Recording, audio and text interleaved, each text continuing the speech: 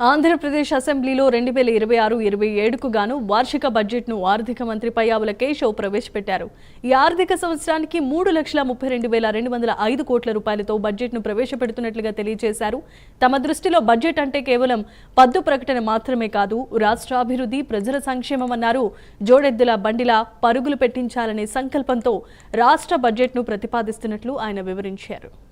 2026-27 ఆర్థిక సంవత్సరానికి బడ్జెట్ ప్రతిపాదనలను ఈ గౌరవ సభ ఆమోదం కోసం ప్రవేశపెడుతున్నాను.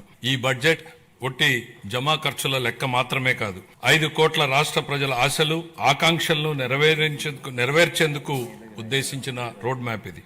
వరుసగా 3వ బడ్జెట్ సమర్పించడం నాకు దక్కిన అపూర్వమైన గౌరవం.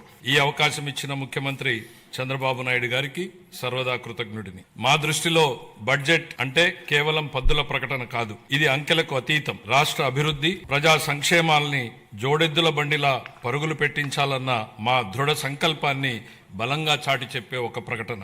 ఈ బడ్జెట్ సాగునీటి కోసం ఎదురు చూసే రాయలసీమ రైతుల కలల్ని సాకారం చేసేది, అవకాశాల కోసం ఎదురు చూస్తున్న శ్రీకాకుళం జిల్లాలోని యువ పట్టభద్రులకు గుండె నిబ్బరాన్నిచ్చేది, భవిష్యత్తుపై కొండంత ఆశతో కుటుంబాన్ని నడిపిస్తున్న నెల్లూరు గృహిణికి భరోసానిచ్చేది, కోస్తాలోని మహిళా పారిశ్రామికవేత్తలతో స్ఫూర్తిని నింపేది. దీనిలో ప్రతిపాదించే ప్రతి రూపాయి రాష్ట్ర ప్రజల ఆశలు, ఆకాంక్షలను సాకారం చేసేందుకు ఉద్దేశించింది.